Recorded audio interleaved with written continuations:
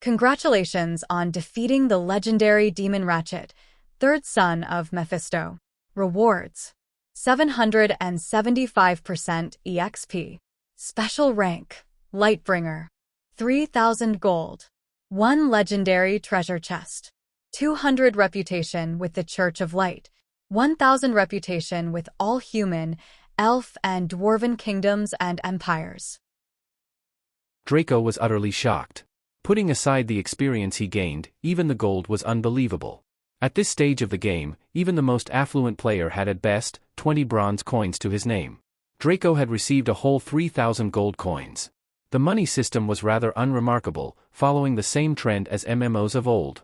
100 bronze made 1 silver, 100 silver made 1 gold, 100 gold made 1 platinum. Average players would only have a single gold coin to their name by the time the first update comes in, and yet Draco gulped and regained his composure. Then his eyes scrolled down and he lost it again. Reputation points? A whole 1,000 with every human, elf, and dwarven kingdom and empire? The rankings in Boundless were simple with regards to reputation. 100 reputation points made you eligible to become a lord. 300 reputation points made you a minor noble. 500 reputation points made you a proper noble. 700 brought you to the level of a high noble. 1,000 made you a minor duke. At this tier, Draco was eligible to own a portion of land in the kingdom in which the reputation was awarded, as well as a myriad of other powers. The main one that most players craved for was the one which was the most evil, the ability to stand above the law. One thing about humans will always be that, apart from other humans, and even sometimes including other humans, our kind look down on everything else.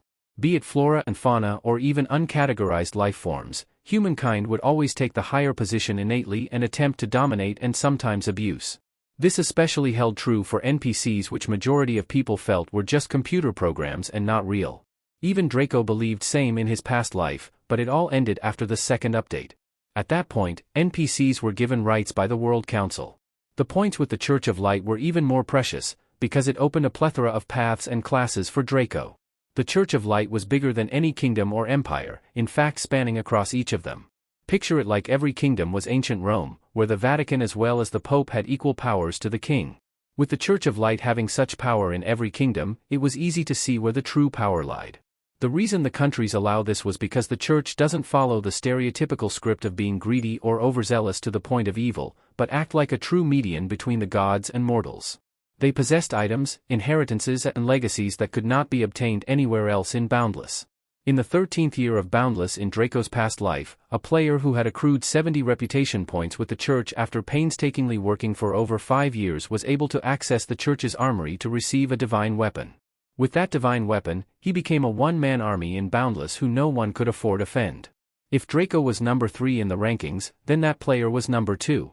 Draco had almost tripled that player's points, so he surmised that he could gain a lot more than a divine weapon from the Church, which excited him. However, Draco decided not to rush and rather complete more hidden quests to gain such rewards.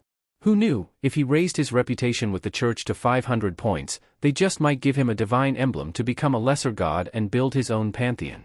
Finally, he eyed the legendary treasure chest with palpable lust. Draco had never looked at any woman the way he looked at this chest. If he could copulate with it, he would long be thrusting away. To a professional player in this genre of gaming, loot was everything. His final war with Dark Row, in which he captured his old lover Riveting Knight, was all for the Orb of Worlds, which was just a semi-legendary item. Neither of their guilds had possessed a legendary item, even 15 years after the game was released. His old weapon, the Mana Sword, was the closest to one there was, a pseudo-legendary item. Only the players in ranking 2 and 1 had divine items, which were the ultimate weapons. He didn't even know what exactly they were, other than the fact that they were overpowered beyond belief. And yet, at a measly level 7, Draco had more than he ever gained in 15 years of play. Arguably, the reason could be said that he spent far too much time waging war instead of exploring. Now, with no need to follow the path of hate, he could properly enjoy Boundless as he should have before. One thing he had no inkling of an idea of was this special rank. He had only heard of the nobility rankings and nothing else. Hellscape's information gathering was on par with the US government within Boundless. So if such a thing had been acquired before, he would have long known. After all, more than 95% of the player base would boast about discovering hidden quests and rewards in order to gain recognition. Only about 5% had the sense to keep their cards hidden as they climbed to the top. Lightbringer, special rank. 500% damage against evil-aligned beings. 500% defense against evil-aligned beings. To say that Draco was shocked would be a gross understatement. This special rank granted him boons he never thought he'd ever get. The damage and defense boost against evil-aligned beings was at the level of a berserk aura from a divine weapon, and this was passive. If it weren't for the fact that there were few evil-aligned beings, he would steamroll over the world and dominate everyone. Still, this boon had once again greatly shortened his estimates. Evil-aligned beings were split into two categories, monsters and players. Players who were evil-aligned chose either dark races or were enrolled in a dark guild. So that meant that Draco was effectively assassin-proof. He laughed bitterly at that notion. If he had such an ability in real life, he wouldn't have died and had to be reincarnated. He shoved his rising regret and melancholy, focusing on what was before him. He was at a turning point with all this. Suddenly, Draco's eyes lit up as he remembered a nugget of information from his past life. There was a quest where this particular rank would make him breeze through and serve as a solid foundation for his future empire. Draco, however, knew better than to open or even take out his legendary treasure chest in a player-populated town. That would be the same as placing a nude magazine of Scarlett Johansson in front of a gaggle of pubescent teen boys. Looking left and right, he cackled evilly while planning to head out to the location of his next quest. The moment he took a step, however, the clouds darkened and a pressure that transcended everything caught him and every living being within 1,000 kilometers of stagnant Moss Town. Some weaker and already unwell NPCs passed away at that moment. Coupled with this tyrannical pressure, was a powerful voice filled with rage. Who dares? The earth shook and the sky churned. A face appeared in the clouds that was arguably handsome, but contained all the world's arrogance. Looking up to that face really made one feel like an insignificant ant before its might and importance. Who killed my sweet Ratchy boy? Draco coughed blood and fell to his knees. This wasn't from the mental and spiritual pressure, but from the absurdity of this being's claim. Ratchet being sweet? Much less calling him Ratchy boy. That boy had laid waste, pillaged, slaughtered and R.A.P.ed like there was nothing to stop him. Draco had spent close to a month in the bowels of fear, having to hide and occasionally fight to survive during the calamity in his past life. His memories of Ratchet's true nature was engraved on his soul. That was why he could mercilessly stab a young boy without remorse. Suddenly, his eyes brightened as his mind churned irrespective of the pressure on it. Draco put two and two together and gulped warily. Obviously, the being in the sky was Mephisto, loving father and the fount of evil. Draco cursed his luck, but understood why this happened. After all, in his past life, Ratchet wasn't killed by a measly level 1 player but the hidden powers of the kingdom that could give Mephisto a headache. Not only that, they had the justification since Ratchet escaped the devil world and wreaked havoc in the human world. In fact, the Mephisto in his past life was lucky that no dimensional war had occurred from Ratchet's actions, so everything was buried with Ratchet's death. However, in this timeline Ratchet had been recuperating after suffering from the heaven's wrath for crossing into the human world before he was killed. Of course Mephisto would come to seek revenge and use this as justification to start a war. Where is he? Bring him out to meet your greatest grandfather Mephisto, and I'll stop killing your descendants after the 200th generation. Some players outright passed out due to a mixture of intense pressure and indignation from the Devil King's words. Players wouldn't unlock the child-rearing ability until the 5th update, so they had nothing to worry about yet, but they didn't know that. Also, the sheer tyrannical nature of his words shocked most of them. Draco climbed back to his feet after shrugging off the intense mental pressure. While Mephisto certainly was something, Draco had faced situations just as bad or even worse in his past life and his mental strength had reached a level no one in this timeline could match. He grimaced as his mind roiled with means and ways to escape his current predicament without having his account crippled. He could care less if he was killed once or twice with what he had earned so far, but with the Omega Blast, he absolutely couldn't afford to be caught. He swore internally. If he had the actual Avenger class and some more passive skills, he could barely escape using sheer speed. After all, the same way Ratchet suffered brutally for leaving the demon realm, Mephisto couldn't leave. He could just barely broadcast his killing intent from the demon realm and all this was the result. If the main body were here, he wouldn't even need to bother searching for Draco. With a wave of his hand, stagnant Moss Town would become a thing of the past. At the current level, no player could resist Mephisto's slight killing intent. If Draco were to assign it a level and rank based on the pressure alone, it would be a level 75 major. Apart from NPCs in the cities, no one could stand up to him, certainly not in this outlying town.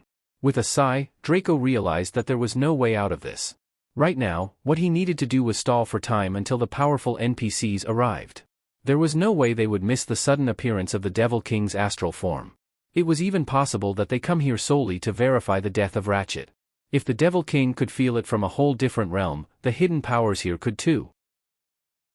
Mephisto. Your ugly and illiterate son was killed by Daddy Draco.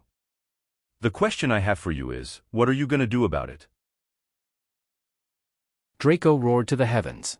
Almost immediately, the killing intent focused solely on Draco, forcing him to grit his teeth to remain standing. Oh, this. Interesting. As a mere germ, you can remain standing in my heavenly presence. From now on, you have been promoted from bacteria to an ant. This is probably the highest you'll ever reach. Mephisto commented with mild surprise. Draco almost fainted from his words. Not because of the sheer arrogance or the meaning behind them, but because he could sense that this was done in total honesty. Mephisto's arrogance was so strong it had been carved into his very being. In his mind, Draco should be on his knees shedding tears of joy from this promotion. But how could anyone accept this? Listen here, Forked Tail. Grandpa Draco challenges you to a mental battle. Flash your strongest killing intent onto my sacred mind, and if I can withstand it for 5 minutes, you must leave until I'm strong enough to put up a fight before seeking revenge. Draco's words made Mephisto ponder. As for the rudeness, he couldn't care less. Would a fully grow adu.l.t go on a tantrum because an ant climbed in his boot? At worst, he'd just kick it away and move on. Mephisto's reaction was similar. As the Devil King, he was subtly surprised by this human's words and actions so far. And to kill his third son, the wildest of them all at such a level. This human was interesting. Mephisto sensed that he could get a good brawl from this fellow when he became strong enough in the future. His battle intent soared at the notion and he felt a sliver of excitement. But first, a test. Alicht Ant. Your greatest grandfather's greatest grandpa had decided to humor you. If you can survive for a minute, I'll let you go and wait until you can manage to reach 1 million kilometers around my real body without dying before fighting you. Mephisto answered with a cryptic smile. Before Draco could fire a cheeky retort, a wave of insurmountable mental pressure crashed down on him, forcing him to stoop slightly. His face was a mask of pain as he fought to remain standing in the face of such power. Each second seemed to last a millennium to Draco as he felt the weight on his mind grow until he started coughing blood and fell to his knees. At this time, barely 10 seconds out of the 1 minute had gone by. Clearly, Draco's bold challenge to last 5 whole minutes was made in excess. After 30 seconds, he was on all fours and had run out of blood to cough. Any more and his innards would mix in with the release. Draco felt like he was in Atlas shoes, having to carry the whole sky on his shoulders. With a bitter smile, he released his own killing intent and aura that he had carefully hidden since reincarnating. He had kept it bottled up as a last resort and a trump card in case a situation out of his expectations occurred. Clearly, now was such a time. Killing intent was not something of the body. The idea that people would smell of blood if they killed a lot was absurd and unrealistic. What most people assumed was killing intent was in fact, special energy waves emitted from the brain as signals which can only be interpreted by a person's subconscious. This energy wave served as a warning, hence people would feel like those with intense killing intent were creepy. This kind of thing transcended the corporeal realm and was a thing of the mind. As such, even though Draco's current body had yet to take a life, his killing intent from 15 years of in-game and out-of-game killing was present in full force. At this point, he could barely push himself off the ground and stare at Mephisto with a grimace. Although Mephisto's face was neutral, his mind was reeling. A mere human possessed such intense killing intent? Just who was he? What had he seen and done to possess such a demonic aura? Even the current Demon King might grimace in the face of this mortal. Mephisto's battle intent soared and he was looking forward to the day he could battle this mortal. He felt that he could gain some basic amuse.e.m.e.nt from such a brawl. With that in mind, he increased the pressure to the max, forcing Draco back to his knees. But no matter how much pressure he emitted, he never went back to all fours. There was a trace of unshakable determination in Draco's eyes as he stared at Mephisto's avatar with utmost defiance. Good lad. This boy will give me a good battle in a few years. I'd better send a few challenges his way to make his path more difficult. After all, only in the face of adversity can one blossom. Mephisto thought just as Mephisto was about to end the whole charade, his face changed sharply into an expression of fear as a rickety voice of an old man resounded through the skies. Mephisto, old buddy. Stand there and die for your greatest grandfather's greatest grandfather's greatest grandpa Lord Nakio. Like and subscribe. Visit and read more novel to help us update chapter quickly. Thank you so much.